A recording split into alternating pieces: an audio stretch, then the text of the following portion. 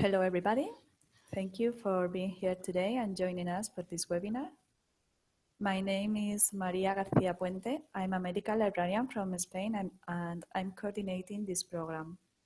This webinar is part of a CPD pilot program for the European Association for Health Information and Libraries, or EAHIL. I welcome you on behalf of the EAHIL President, Board and Council who have initiated this pilot. The idea is to offer EAHIL members access to continuing professional development resources in addition to what is provided in the journal and at the annual workshop and conference. We have a large membership and not all members have access to local professional learning activities or are able to travel to the annual EAHIL events.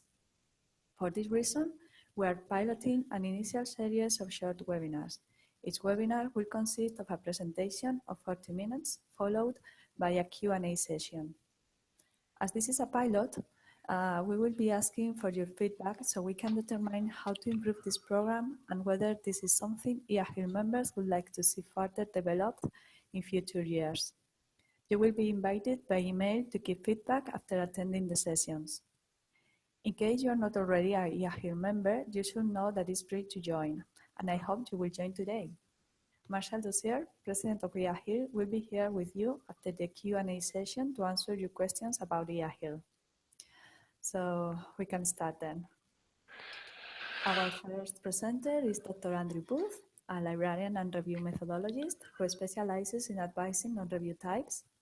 Along with colleagues at the School of Health and Related Research at the University of Sheffield, he has authored a book to help you make such choices. In this seminar, Dr. Booth will share his expertise to help you better support your users when facing the task of literature review. Dr. Andrew Booth, thank you for sharing your knowledge and your time with us. It's an honor to have you here inaugurating this program with the webinar 50 Shades of Review.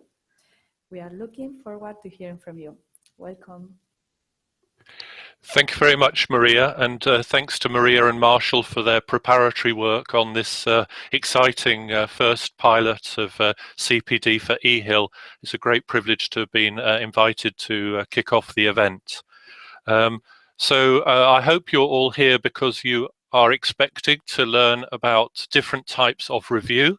I'm very aware that the way we publicize this means that we might get some of you attending for other reasons, but this is on work time. So I'm going to start with a little story.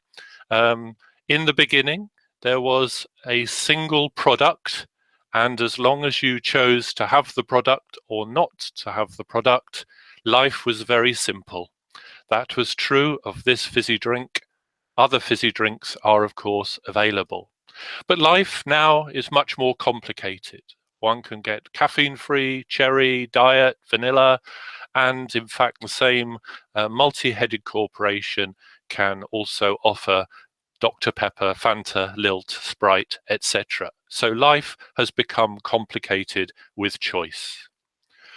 Let's move this to what you've come to attend for, and this is another parable. In the beginning, there was a single product. It was very successful. People know what a Cochrane review is. The choice was simple. You do a systematic review or you do nothing. Life was very simple. But life has become complicated for us, complicated for researchers, complicated for librarians. How do we choose which review to use? What are they for? How could we help to decide what the appropriate literature search techniques are for each type of review? And it's complicated because the brands of review, if we can call them brands, some of them are named by the time they take, some of them are named by the purpose that they are there for, others are associated with the type of included studies. Some, like Cochrane Review, are named by the organization, true to of Joanna Briggs Institute Review, and some by the type of synthesis, in other words, the technical process that takes place within the review. So not only are the labels multiple, but each label focuses on a different aspect of the review, making it difficult and challenging to compare. And nearly a decade ago, along with Maria Grant, the editor of Health Information Libraries Journal, we wrote an article for Health Information Libraries Journal which showed that many people use labels, but in many cases these labels overlap. In other cases, it's not clear why the label has been used, and so two people could be using the same label but be describing different methods. But the good news, highlighted in green, is that some common features do exist, so there is enough characteristics, similarities to be able to identify factors that help us to choose review types. Now, I entitled this 50 types of review. If I spent a minute on each type, we would go over time. Actually, you've been cheated a bit because when I reviewed this presentation at the end of the session, I could only count 49 types of review, but I hope you will forgive one review between friends. So rather than try and go through 50 types of review, I'm going to go through 6 families of review. So we're going to be looking at the main types of family, and this is a way for you to have clear in your mind some of the differences between families. And so the 6 types we have here, the traditional reviews family, represented by a guru. So these are done by experts. You believe this review because it was done by an expert. The systematic reviews family, very technical and academic and precise. The rapid reviews family, reviews with running shoes. My colleagues on the Cochrane Qualitative and Implementation Methods group will have to forgive me, but for the nice touchy-feely material of qualitative research, I've chosen the hippie icon. And what about the mixed reviews family, where you have part quantitative, part qualitative?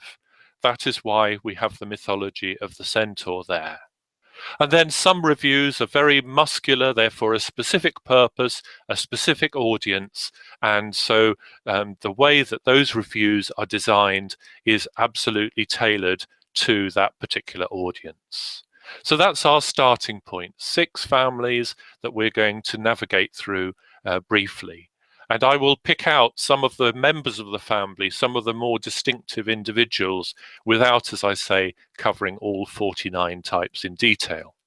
The good news is that there are further resources that will help you to explore these types in more detail, particularly the choice between them.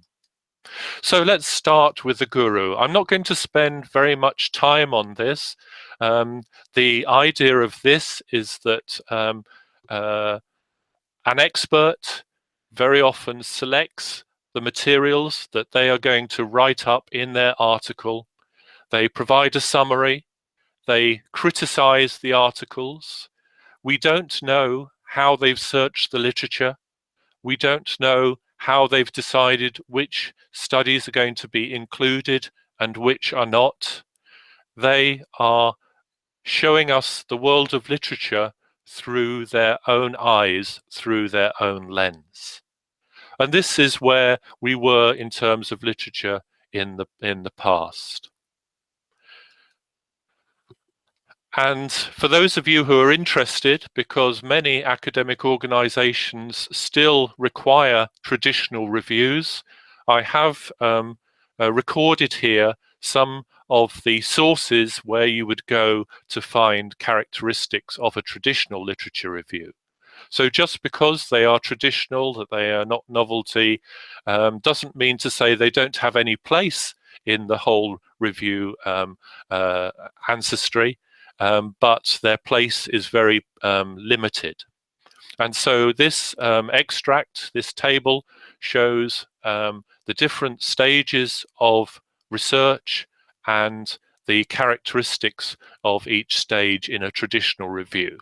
So you will want to check out these resources if you're interested in covering traditional reviews. But our focus is more on the new types. And so here we have the systematic review family, these more academic products. Foremost of these was, of course, the Cochrane Review, as we mentioned at the beginning. We can see that some of the products are about the stage of the review. So increasingly, people are publishing their review protocols, their plans on how to conduct a review, which means that as librarians, we can view these protocols to see if they are similar topics to reviews we're being asked to do. And even though the review itself has not been completed, we can learn from their methods, we can adapt their methods for our own purposes. And these review protocols are available through such resources as the database Prospero from Center for Reviews and Dissemination, and are also published in some journals, like the one that I'm an editor of, Systematic Reviews. And then we have other products here, Review of Reviews, Umbrella Review, meta-analysis. So I'm going to just pick out a few of these more common ones and just give you a description of them. But we did ask you to complete the pre-course questionnaire. And so I'm going to review responses. These aren't for all the participants. I believe the number of registrations is well over 300, but this gives us a picture of what people's views are. So we asked you the question, why is a systematic review, so members of this family, considered the most rigorous type of review? Many of you realized that just because you take more time over a review doesn't necessarily mean that you're producing a better quality product.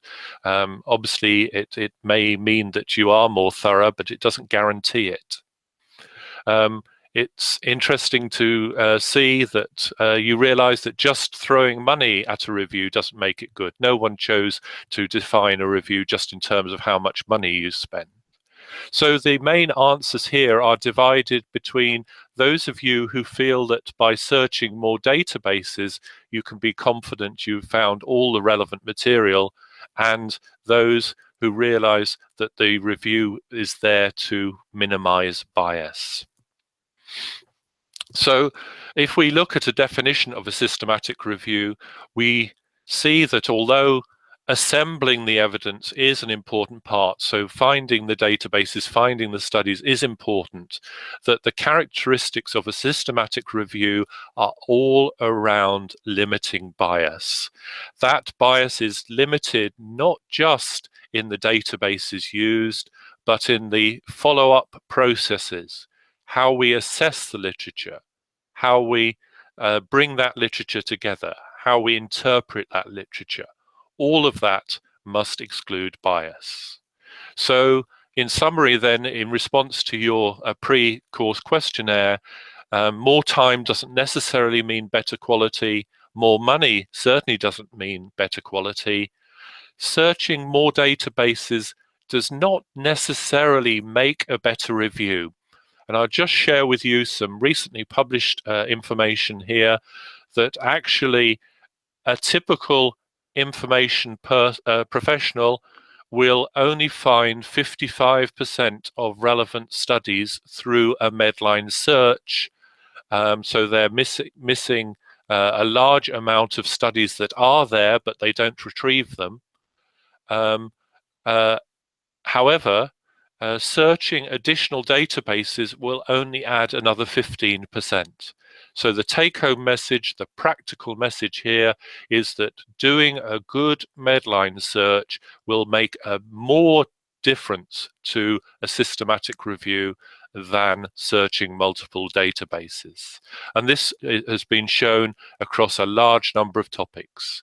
So typically, 85% of studies for a systematic review can be identified in health from Medline, and so doing a search that retrieves that 85% is more important than doing additional databases to find the remaining 15%. So the systematic review defined a clearly formulated question. Many of you will know PICO in connection with evidence-based practice. A clearly formulated question. You clearly identify the studies for inclusion. You select those studies. You critically appraise them. And you use these reviews when you have a very tight question, when you're seeking the best currently available answer to help support decision making or see where the evidence takes us, and therefore what else needs to be done in order to answer and resolve that question. And you could just look anywhere in the Cochrane Library for a systematic review. The advantage is that they all are structured the same. They are all performed to the same methods. And the main method sources are listed here on the slide: the Centre for Reviews and Dissemination and the Cochrane Handbook.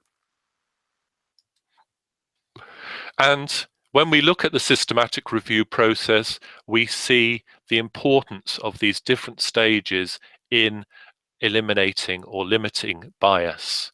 So we're trying to find all eligible studies. We're not just looking at part of the picture.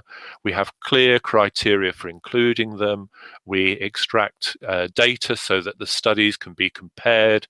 We use the same checklist to compare the quality of the studies, and we then look to see any uncertainties through techniques such as statistical techniques and sensitivity analyses. So that's the vanilla flavor. That's the original traditional flavor. What other forms of systematic review do we see? Well, as more systematic reviews are available, we now see a new creation called the overview of reviews. So instead of someone having to look through every single individual study, they look through every single systematic review on the same topic. So they are getting an instant overview of the evidence rather than having to wade through the individual studies. And so if 2 or more systematic reviews have already been conducted, there is a strong argument for not repeating another systematic review, but for using those systematic reviews, taking stock of what has already been done. This means that they do have to be sufficiently comparable. We start to see these overviews of reviews appearing in the Cochrane Library. I've given one example in the top right corner. And we're starting to see details on how you do these reviews. There's a very good article by Smith, 2011, on how to conduct an overview of reviews. And I'm currently looking through the current draft of the update to the Cochrane Handbook. So the version that you have is available in the Cochrane Handbook, but the chapter overview of reviews is currently being revised for the next version, and I was reading it only last week. So when we get beyond the systematic review family, then life starts to get a little bit more interesting, a little bit more complicated. We can see that a number of these labels have speed in the title: rapid review, rapid evidence assessment, rapid response, rapid realist synthesis. And some of these indicate the level at which we're analyzing the data. So inventories, maps. So the idea is that we're not going down typically to the results of individual studies. We're just trying to get a picture of what those studies show us, the quantity and quality of the literature. Some of these also indicate that as well as being done quickly, these have been done in a very shortened form. So we have the words evidence brief. We could also have things like policy briefs that appear later. But we asked you which of the following statements best describes a rapid review. And not surprisingly, you thought that the best answer, although you were quite evenly split between this and other answers, you thought the best answer was a rapid review. Surely that means a review that takes less time than a systematic review. And I can see why you answered that, because on average, a rapid review will take less time than, on average, a systematic review. But the time taken is not the characteristic. A systematic review, if you threw lots and lots of resources at it, could be done in 3 months. A rapid review could take anything from 1 week or even several days through to 6 months. So when we get to that overlap period, we see we can't distinguish between a rapid review and a systematic review purely by the time it takes. So I can see why you had that answer, but if you look at the work of the Cochrane Rapid Review Group, you'll see, and we agree when we teach our one-day rapid review course here in Sheffield, that actually the rapid review is seen by the fact that it has a specific purpose that has to be tailored to those who have commissioned the review. And we see that more clearly from the next slide. Unless you have a really detailed knowledge of what the user wants, you would not be able to do a review rapidly. You would just do a bad review. And bad reviews maybe is the 50th type. I didn't have that as a label. So you can only perform a review rapidly if you have a detailed knowledge of the user requirements. They have a detailed understanding of the methods you're using. And although, because you're doing this within a different time scale,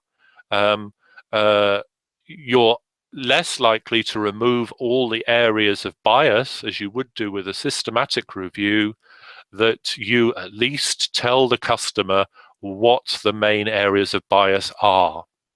And so in our short course, we actually say you may have to report your methods more clearly for a rapid review than for a systematic review, because people need to see how you've tailored the review to the user's requirements. And so good communication around important review decisions is key. Now, we perform rapid reviews for the National Institute of Health Research here in the UK, and we spend a lot of time on the telephone writing protocols, sharing with them information on different options and how they can or partly will cover the requirements of the reviewer. So we can't distinguish a rapid review on price, because it could actually be more expensive than a systematic review. If you want a clear answer in a very reduced time period, you might have a larger review team. So you could be spending the same money in a shorter period of time. You could be spending more money. On average, and so in this extent, if we're talking only on average, people are correct. A rapid review will take less time than a systematic review, but averages lie. A rapid review could take as long as 6 months. A systematic review could take as low as 3 months. So we can't distinguish rapid review purely on time. And we also had the database issue here. Some approaches to reviews actually search as many databases as a systematic review, but then do less with the material they find. So we can't say that all rapid reviews search fewer databases. If we're mapping an area, we could actually search the same number of databases, or could even search more databases. Bear in mind that systematic reviews tend to search 3 or 4 databases on average. So searching less databases for a rapid review would be a very low figure indeed. So the take-home message number 2 here is that the main difference between rapid reviews and standard systematic reviews, and this comes from a very recent piece of research, is the close relationship with the end user that allows you to shape your review to the specific needs of the user. And so it's very important not to think of a rapid review just as a mini systematic review with corners cut or bits cut out. It is a product in its own right, and we design our rapid reviews from scratch. We don't just cut bits out of a systematic review. And how do you do a rapid review? Well, there are 3 ways that you can do a rapid review. You could throw more resources or people at the review. And so when we did one for the NHS England, we used 6 reviewers instead of 2 reviewers. We did a full systematic review within a 3.5-month period by throwing more resources at it. But other possibilities, particularly of interest to librarians, are to work smarter. So to use technology to make the process more efficient and speedier. So there is a lot of interest in ways of data mining. So instead of looking at all articles on a topic area, as we have to do for a systematic review, you might go down a list in decreasing order of relevance to a predetermined point. And you say, when I get below that point, I'm going to stop looking at the literature and I'm going to get on with analyzing what I've got. But then the third area is an abbreviated rapid review, where we take a shortcut or maybe more shortcuts to make the process speedier. An example of that from the non-searching part is that we often in a systematic review have 2 reviewers looking at materials so that we can see whether they agree or whether they bring in bias. If we're doing that process rapidly, we might only use 1 reviewer for that, but we would tell the customer that our results are less certain because we have only used 1 reviewer. I know a lot of you are being asked to do scoping reviews, and scoping reviews and mapping reviews are often confused in the literature. Here in SHA and in the book that we've written, we make a clear distinction. It's a helpful distinction because librarians have always thought about scoping as a preparatory process of doing this before you get on with the actual real work. And so we stick to that point. So a scoping review is often some preliminary work designed to assess the size and scope of the literature. So behind a scoping review is the idea that if the scoping review answers the questions about the quantity and quality of the literature, then you might go on to do a very precise systematic review. It is preparatory. A mapping review isn't necessarily aiming to answer a specific question. It's trying to characterize the literature in the form of a map. We've done this recently for the Wellcome Institute. We've been doing a mapping review on diversity and ethnicity in research. And one of the things we've delivered to them is a database of references and things like graphs, things like tables to show how the literature is distributed. Not so much the results of the literature, but what the literature looks like. So this won't answer the question of, does this approach work? It will answer the question, what approaches have been used and what gaps still remain? And there's a lot of interest in this approach outside of just the health field. So we can see that some of the best guidelines on doing mapping reviews are produced in the field of conservation. I'm going to briefly mention this just because of the high profile of it. The rapid evidence assessment is a stylized form of review designed to provide instant answers to government decision makers. And so we were asked to do a rapid evidence assessment for our Home Office, our, I suppose, Department of Internal Affairs, to use other countries' language. So we were asked to look at the effect of pricing of alcohol on crime. So if you make alcohol cheap, does that lead to more crime? The government wanted a clear picture of not only what the evidence base looked like, which would have just been a mapping review, but also what the evidence says.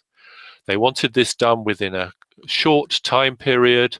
We needed a good understanding of what they wanted and why they wanted it, so we performed a rapid evidence assessment. And these rapid evidence assessments have been accepted by, for example, the UK government, but also by other governments as a special product in their own right. And you can see that the UK civil service have resources specifically on how you do a rapid evidence assessment. So not just mapping the literature, but also giving answers to inform decisions. We're now moving on to the HIPPY, and I could spend days on this topic, not just minutes. The qualitative systematic review family is the big growth area. People have invented a number of terms on the left-hand side, essentially meaning the same thing for describing the whole family. And then we have the different children on the right-hand side, each of these with a different method. The good news is that I have recently produced some guidance on all of these methods for a European Union project, and that is available on the web, and I'll share that with you later. But a qualitative systematic review isn't trying to answer the question, what works? It answers questions like, what is acceptable? It answers questions like, what are the barriers? What are the facilitators? What makes things more likely to work? These are very popular because they tell us what the public or patients or carers want. And there's a very good example now in the Cochrane database on looking at the barriers and facilitators to using lay health workers instead of professionals to deliver maternal and child health in lower and middle income countries. As I say, this is a whole topic in its own right. We teach a 3-day course of this here in Sheffield.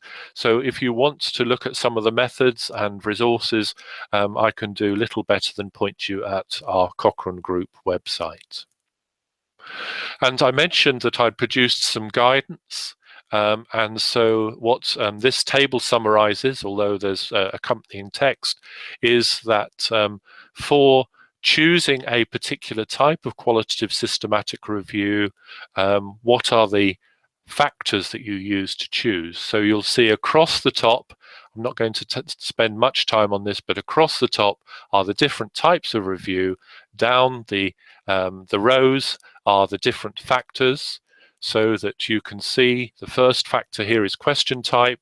Some are exclusively for qualitative and others can be used for multiple types of evidence. You can see the next thing is the type of question. Does it have a fixed question, an equivalent of a PICO, or does the question emerge as you do the review? And so another factor we have here is the time required. I've tried to distinguish those that take a lot of time, indicated in red, and those that are relatively shorter in time, indicated in green, and then we have the middle category. So this is a useful resource for your researchers in deciding which methods are most appropriate for their type of review. And I've also summarized some of the functions of these different types of synthesis. So, for example, you can see I've indicated with a green cross the methods that rely on a comprehensive search, similar to a systematic review search, the methods where you can actually have a purposive sample of the literature, and this helps you decide what sort of literature searching to accompany a particular type of qualitative systematic review. If this family looks too big for comfort, if it's breaking out of the house, if you like, then this diagram will help you. These are the steps that are present in all methods of qualitative systematic review. They may take place in a different order. They may have more or less time in some cases than others, but the ingredients are the same. So it's often helpful, particularly with regard to the searching part, to see what is required for identifying the relevant literature.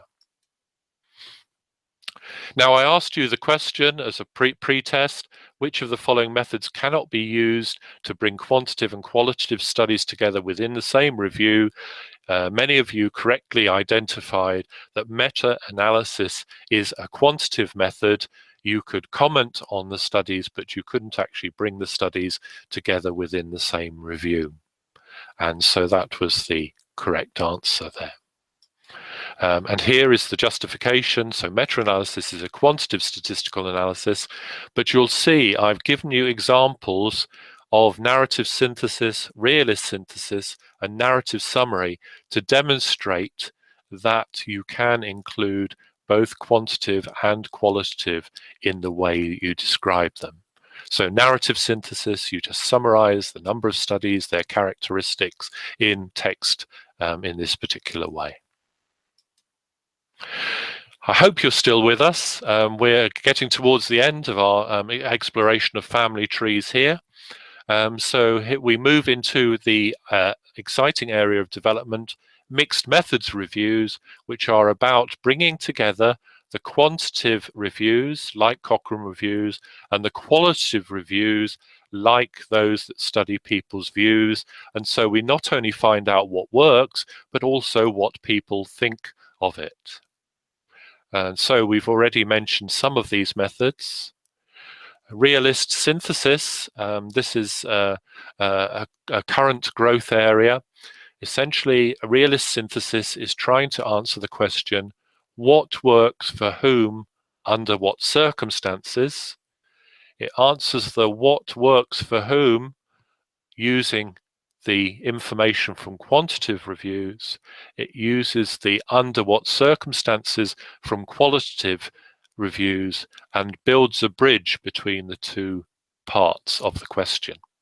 And so a realist synthesis uses the terminology CMO. If ever you see context, mechanisms, outcomes, that is a real sign of a realist synthesis. The where, the how does it happen, what does it achieve? And this has been an area where training materials have been developed, and I have compiled, along with materials from other people, a search resource, Realist Search, a wiki to help librarians involved in realist synthesis.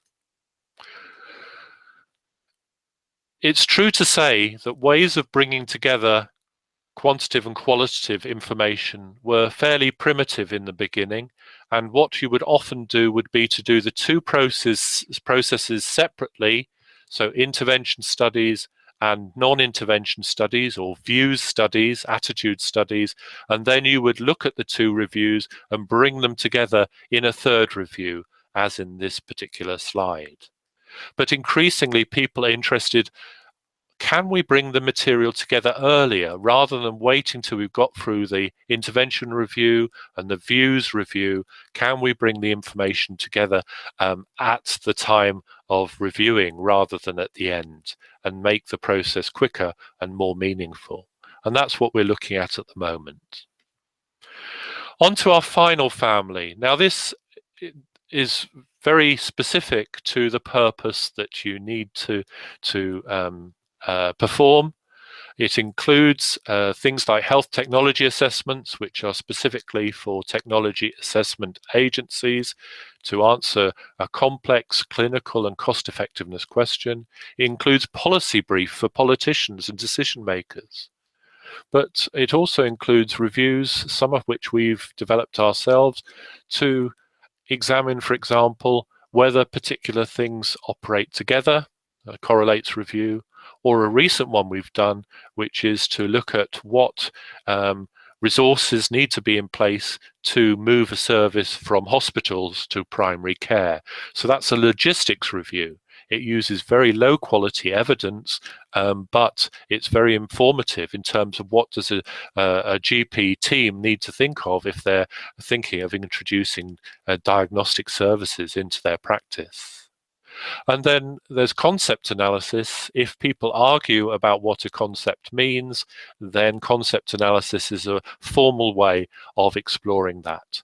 And we've done that with terms such as context and implementation. So how do you decide which review type to use? Many of you will know that I love my acronyms, and here we have one, RETREAT. The factors that determine which review type to use are RETREAT, research question, the epistemology, in other words, the type of knowledge, the time, the resources, the expertise, the audience and purpose, and the type of data. So take-home message number 3 is think RETREAT when you're deciding what type of factors you take into account for your review choice. And another acronym that we shared with you as part of the pre-test is SALSA. We've said that labels don't always help you to decide what type of review is which. So we've devised this acronym. It was first used in the article by Grant and Booth that we mentioned earlier. This actually stands for, and the majority of you got this question right, and I can be very definitive in the answer as we invented it. So it's search, appraisal, synthesis, analysis. And so rather than just go on the labels, it's helpful to think how much searching is there in the review, how much assessment of quality, how much time is spent looking for patterns, how much time is spent analyzing and interpreting the patterns. And so you can form a picture, a sort of graphic, if you like, in your mind about how much effort is put into these 4 stages. And so the inspiration for this is this particular framework that we reported in a very well-cited article is the graphic equalizer that you have on some stereo systems. So here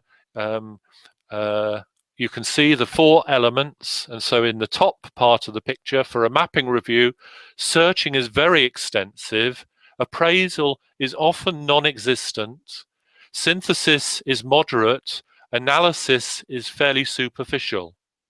For a systematic review, that's our benchmark of intensive searching, intensive appraisal, intensive synthesis, intensive analysis. And I'm looking forward to developing more of these profiles for the 50 shades of review. They won't be 50 shades of grey, there'll be 50 shades of red, yellow and green. And I look forward to working with you in defining these types in terms of the 4 processes. So we've said there's a bewildering variety of choice, and people have started to write articles and books to help us navigate around this choice. And so this resource list will be useful for your users and for yourself in learning more about the different types of review and what they're used for. Part of those resources was designed for a project with collaborators at the Institute of Tropical Medicine, where I made an attempt to try and characterize the average times taken for particular types of review and put those into a chart. And indeed, colleagues at Public Health England are very interesting in this way of defining reviews by the time taken. If you want to practice your ability at deciding on the different types of review. In the second edition of our book, we've got some teaching materials where we describe a review, we say the factors that you should think about, and then provide a suggested answer. And so there are 7 scenarios there for you to practice your choice of reviews on. Just going to conclude now by stating that the area of reviews is a huge growth area for health librarians, that although in the past we've concentrated on those areas marked in green here, literature searching, managing the references, supplying the interlibrary loans and articles, there is the potential there for us to move into the yellow areas, actually leading literature review projects and writing reports, but also into some of the more technical areas. And many of my colleagues here at SHA are now doing the areas marked in red as part of their contribution to literature reviews. And it has a large effect on their profile within the organization.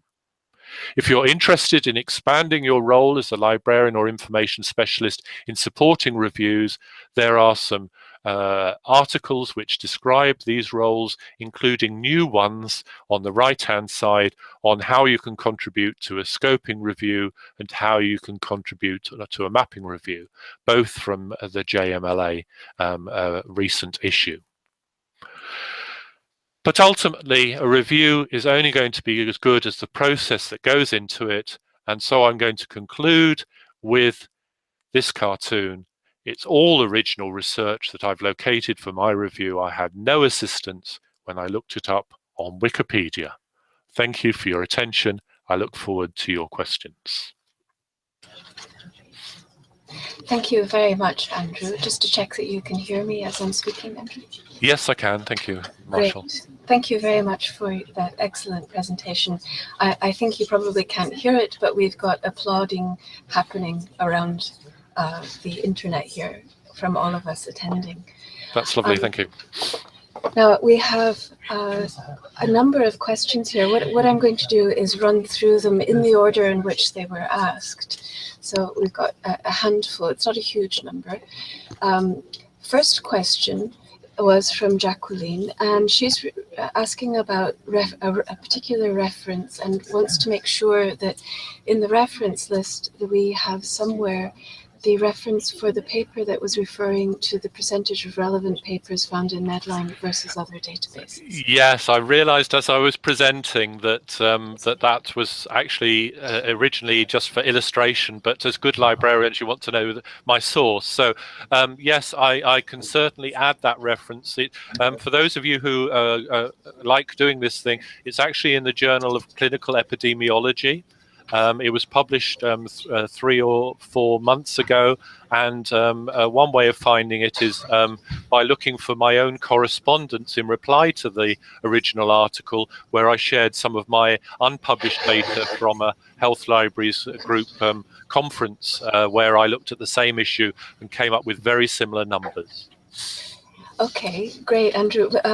I wonder if you would be willing to add the reference into the slides, and then are you okay to share the slides? I shall do that immediately, and apologies for my oversight. There was not a lot at all to juggle there.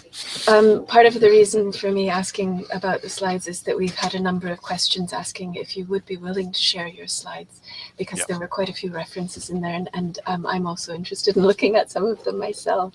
Great. So next question from Kate. She has asked, regarding overviews or reviews or umbrella reviews, what are the implications of amplifying any possible biases from the source reviews in the overview? Yes, that's a very good question. It's very important when you're doing any systematic review to have procedures for judging quality in the presence of bias.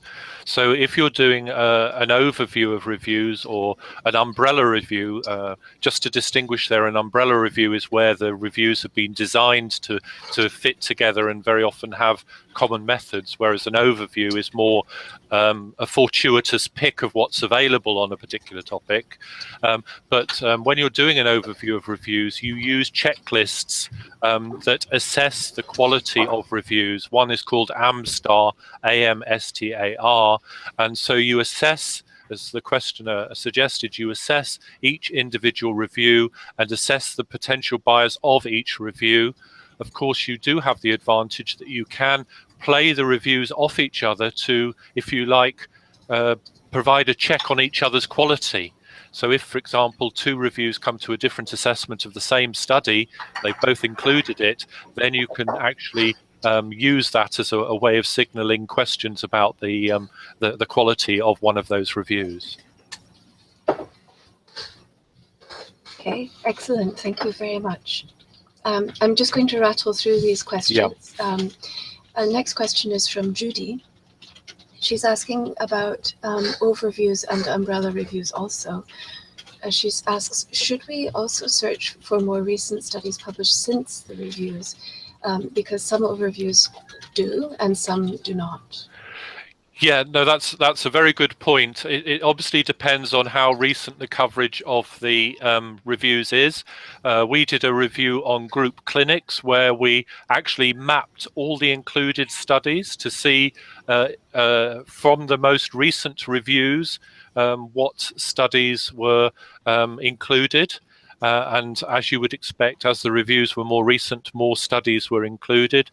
So you can do that initial mapping. And if the most recent study is, in your opinion, too old, then you should certainly do a review update. And of course, one way you can do that update is not necessarily just replicating the search strategy if it's published, but you could actually do citation searching for the reviews to see new studies that have come out since the most recent of those reviews. Excellent, thank you. Next question is from Hannah. Oh, sorry, I'm sorry. Next question is from Judy. And she's asked, do you have any top tips for persuading customers to fully consider which review type would best answer their question and not to try to cut corners, like we'll do a quick rapid review? Yeah, I suppose my view on this is changing a bit, that as long as you give them a full health warning about what the limitations are of the cuts, essentially a just-in-time answer is much better than a just-in-case answer, because a just-in-case answer won't get used. So if we have to do a just-in-time answer, then our responsibility is to do that as best as possible. So my top tip would be that you spell out exactly the implications of what they will get and what they won't get from choosing a review method that is other than a systematic review. And if they're prepared to live with that uncertainty and that possible bias, then that is their decision. So essentially, we shouldn't determine their choice. We should just make sure that they're fully informed when they make that choice. And then they take the responsibility for the methods. That's right. And we make sure that we write the limitations up as part of our documentation, both for the search strategy and for the review as a whole. Great. Now, next question from Hannah. She says, the concept of the purpose-specific review sounds, I'm sorry, I'm not reading her question well. The concept of the purpose-specific review sounds a little similar to the rapid review, i.e. dealing with a very specific thing for specific organizations or individuals. And she asks, are we splitting hairs here a little? But she says this is all very interesting. Right. No, I mean, essentially, as with many families, there is some interbreeding going on.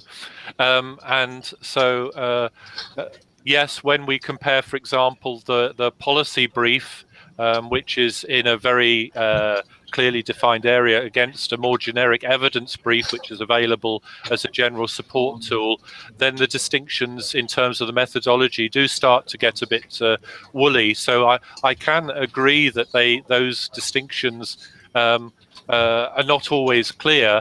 I think the purpose specific, though, do not necessarily always have an expiry time or expiry date if they're not necessarily time critical. So a concept analysis could be done over an extended period of time. The important thing is that that it is doing a very specific purpose. It's not going beyond that purpose. And so the method has been designed purely to support that purpose. But yes, I agree. As I say, there's lots of inbreeding going on across the families. Thank you very much. Now, Winnie was asked, just to confirm, Winnie, we will be sending the slides out. So that question answered. Next question is from Lorna. Can a review be systematic if it is conducted by one person for academic purposes? This is a real challenge, because we get our students, for example, to do PhDs or master's dissertations on their own, and of course that makes it difficult to publish because of the expectation that two people are involved. I think in the past it was felt that a systematic review had two people doing all the key processes, although ironically not the searching part. But from that point on, there was parallel work through the various stages. Increasingly, there's recognition in systematic reviews that these are choices that you make.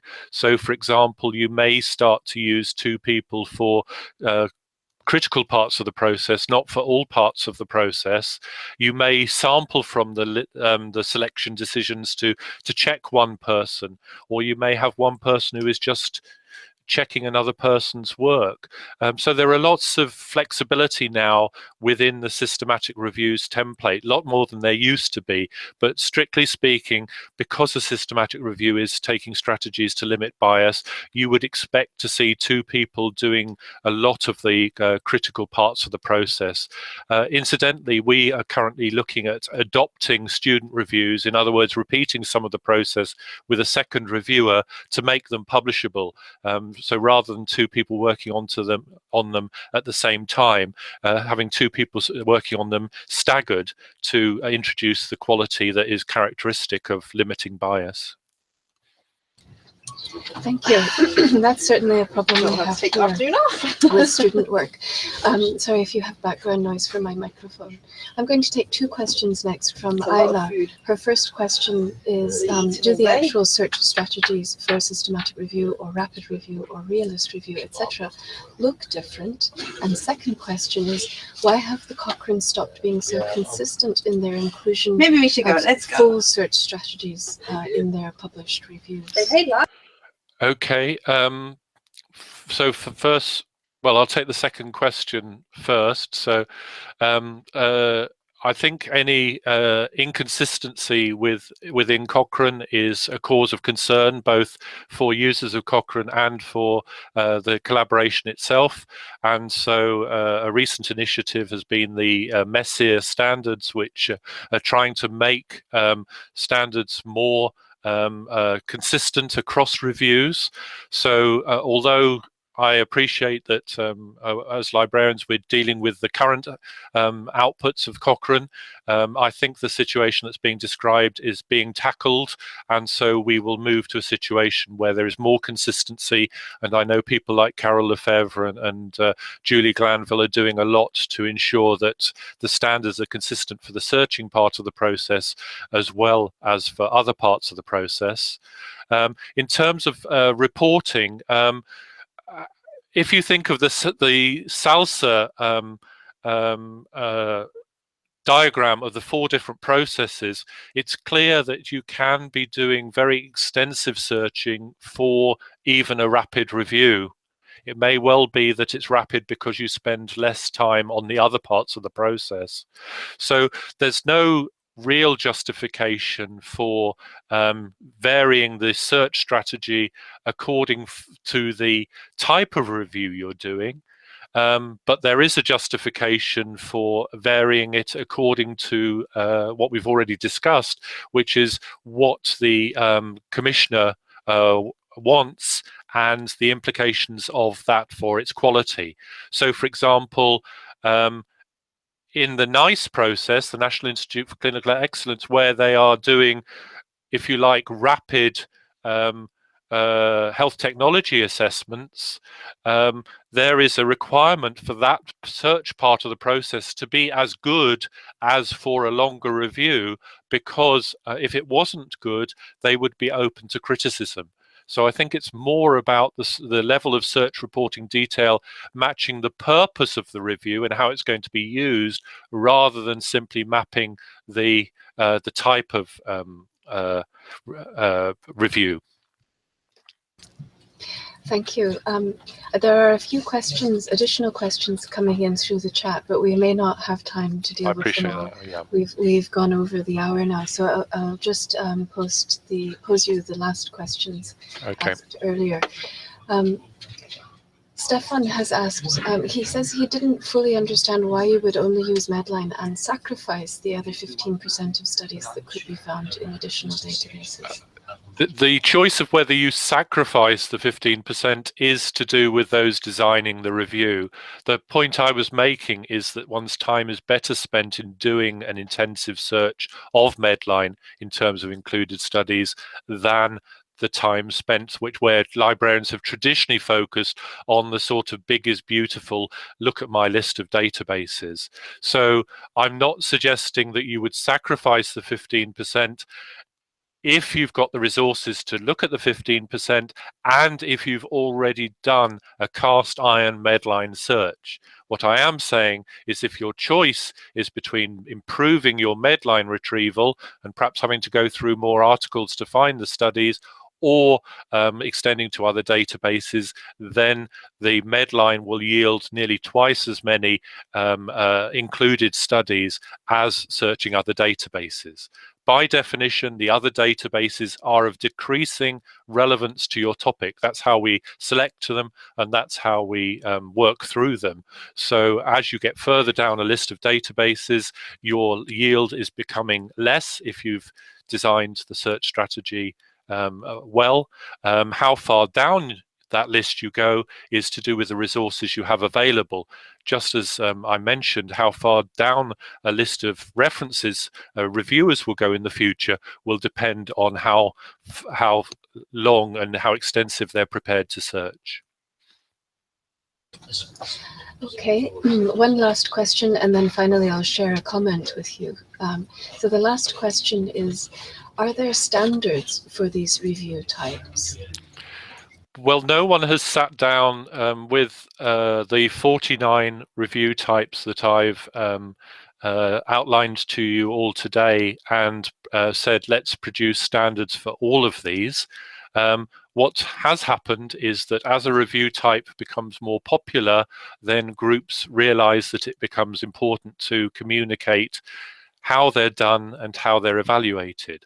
So as you will see from my slides when you review them, where standards are available, I have shared references to these.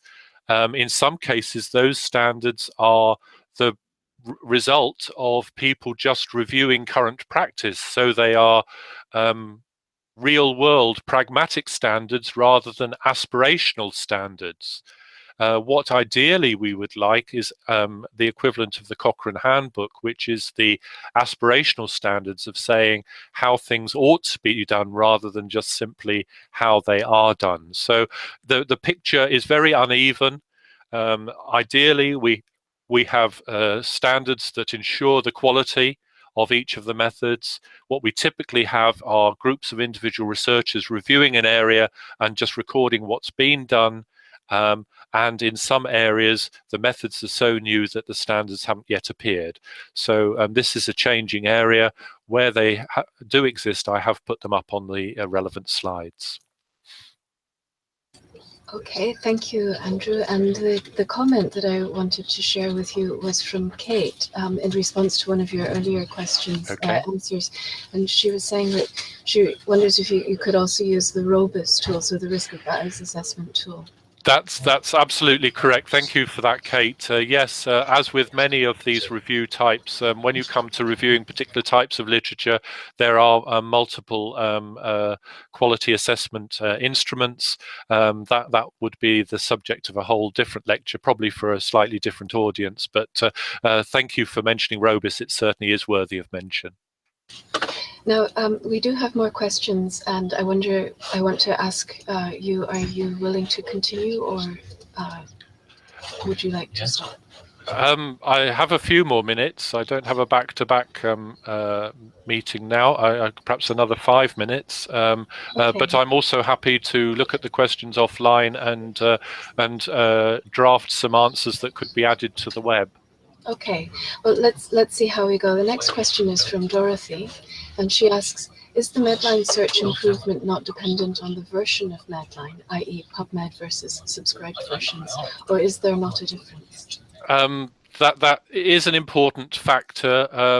I think it's very difficult to compare head to head because they have different facilities, different ways of working. So certainly there was the perception that PubMed was inferior to a published version or subscribed versions of Medline, but the development of their automatic term mapping has meant that the gap between them is less perceptible.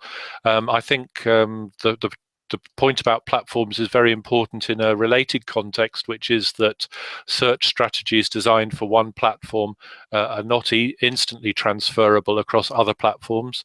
I think essentially what Dorothy is flagging up is that there is a need for further research on the influence of choice of different platforms of Medline. I still think that the important point is that as librarians, we always review how we search, but only about the records we have found. We ought to be reviewing more the records we haven't found, which you can only do when, for example, a systematic review is completed and you go back to see what records you missed from your original strategy.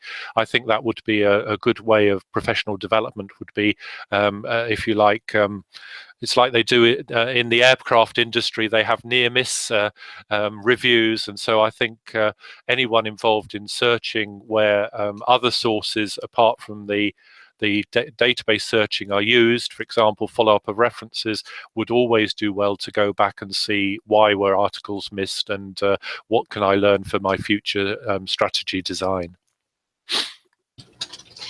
Thank you. I think I'd like to finish on one last question and sort of comment from Claire. This is a really valid point, I think, and I'd be interested in your views, Andrew. She says, it's interesting to hear the statistics on Medline searches. Does this just apply to physical healthcare subjects? I'm wondering how that applies to mental health topics, where I always thought that PsycInfo was more comprehensive. Right. No, that is a very good question, and we are actually learning more as more and more systematic reviews are being conducted. We have more of an evidence base around database coverage. What I would say is that in the study that I did, and I referred also to one that's been published elsewhere, but in the study that I did, I picked 5 reviews randomly in a variety of topics that are typical to those encountered by medical librarians.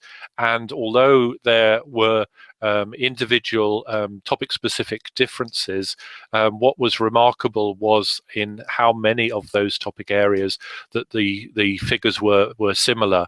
So essentially, we're not moving to a rule where you say that 85% of studies will always be there. There is still a place for the detailed knowledge of librarians on database coverage. The point is, though, that if Claire wants to establish the superior of PsycInfo, she could actually look at some published reviews and compare the yield of Medline versus PsycInfo. Just because PsycInfo may be more comprehensive doesn't mean to say that you wouldn't still achieve a figure in the realm of 80 to 85% on Medline for those same topics. So yeah, I think it does require further research, but as I say, over a sample of 50 reviews, 5 in each topic, and supported by the research that someone else has published earlier this year, 85% is a good mental benchmark to have. Okay, yeah. I think we should stop there, or we will be having your questions for you all day, Andrew. I think we can call that an immensely successful presentation. I would like to give my huge thanks on behalf of EAHIL, the Council, the Board, and its members to you, Andrew, for inaugurating our webinar series here. Yeah, how does that go? Thank you also. Sorry, Andrew, please carry on. Yeah, I was just going to say thank you, Marshall. It's been a great delight to re-engage with EAHIL, and I'm very looking forward to being in Dublin for the next session. Excellent, thank you. And Maria, I would like to thank you and also your working group who have organized this continuing professional development pilot for us. And I'd like to thank all of you who have joined us today and shared your questions and comments. We've had a lively discussion here at the end. So thanks to all of you who have joined us. Now, please look out in your emails because you will soon be receiving an email from Maria. She will be asking for your feedback on this session, and we take your feedback very seriously. We are learning from these webinars how we should continue, or whether we should continue doing things like this. So this is very important to EAHIL. And if you're not an EAHIL member, then we very much hope that you will consider becoming one, and there will be a link to information about EAHIL in the email as well. So thanks to all of you. Thanks again to Andrew and Maria, and wishing you good morning. Thank you for coming today. Thank you, everybody. Thank you, Andrew.